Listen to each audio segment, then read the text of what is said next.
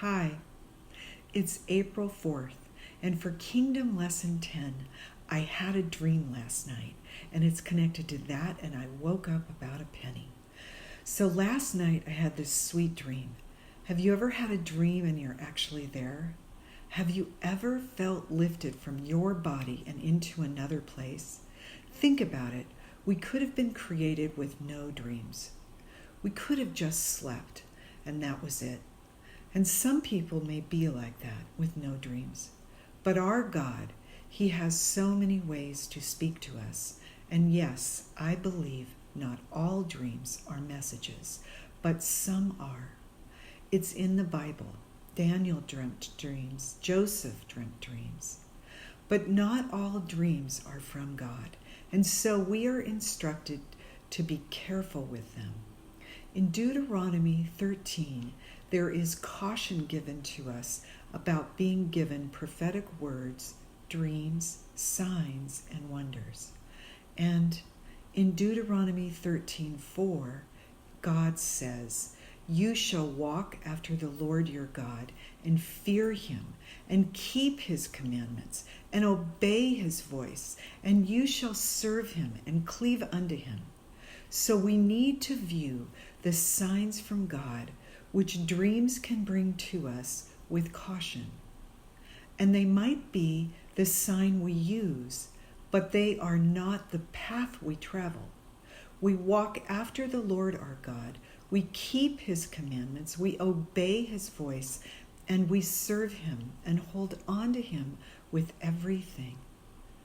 So with that perspective, let's move into the New Testament, where it shares about dreams. And then I'll share with you my dream and what I woke up thinking about. The prophet Joel foresaw what the Lord would establish far before Jesus arrived to deliver Israel first, and then the Gentiles. This was not a dream Joel received, but a revelation. But what Joel received speaks about dreams.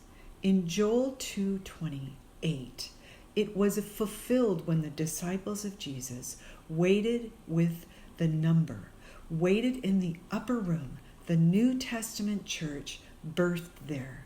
And here's what Joel says. It says, "It shall come to pass afterward that I will pour out my spirit upon all flesh, and your sons and your daughters shall prophesy, and your old men shall dream dreams, and your young men shall see visions." This is in Acts 2, when the day of Pentecost, which is Shavuot, came. Shavuot, according to the Hebrew scholars, was the day the Torah, the first 5 books, were given. And this day was used where about 120 waited for the Lord. This is described in Acts 1. So with this outpouring, this gift from heaven, we see that as we follow the Lord Jesus Christ, we can experience receiving things like visions and dreams and signs. Now to my dream. There were children. They were innocent and beautiful. There were several of them, and they were about 9 or 10 or 11 years old. I was standing with these children, and I noticed the long hair of the girls, and it was thick. This would symbolize strength, and I reached out my hand and stroked one of the girls' long hair. Her hair was brown, and there were other children, and I felt like it was the end of the day, maybe late afternoon.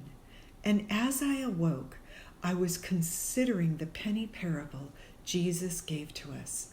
It's in Matthew 20.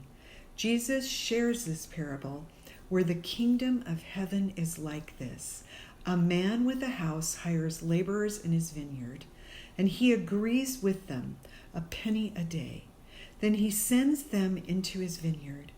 He goes, and throughout the day he hires more laborers, and each one is given a penny a day. And at about the 11th hour, he hires more. It says they were standing idle, so they come and work. So in Matthew 28, it states, when evening comes, the Lord comes to his vineyard and says to his steward to call the laborers and give them their wages, beginning from the last unto the first. So then the ones that worked longer, they became offended. Jesus says in Matthew 20:15, it is not lawful for me to do what I will with my own. Is thine eye evil because I am good? So the last will be first, the first will be last. Many will be called, but few chosen. God's decision, what he decides to do, the timing, the season, if God decides to save someone right at their last breath, then it's his decision.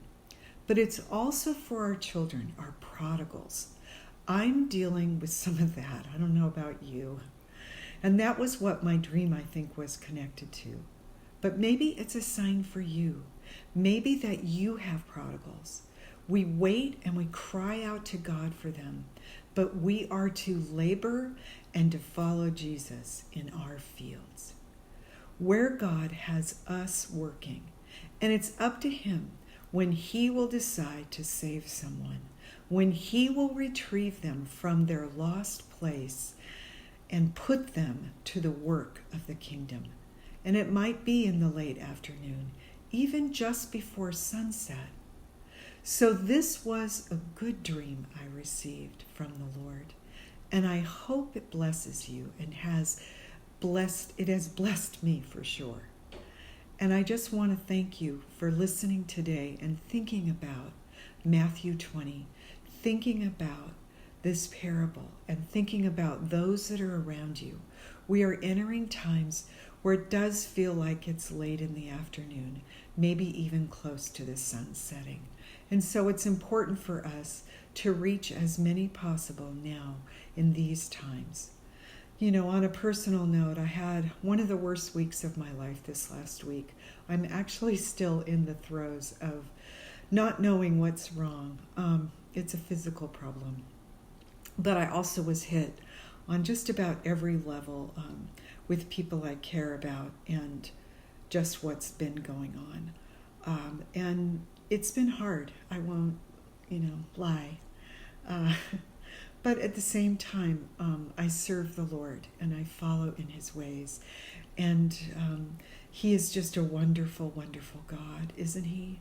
And so I just pray that this blesses you, and I pray that you come back again next week and hear another brief word from me.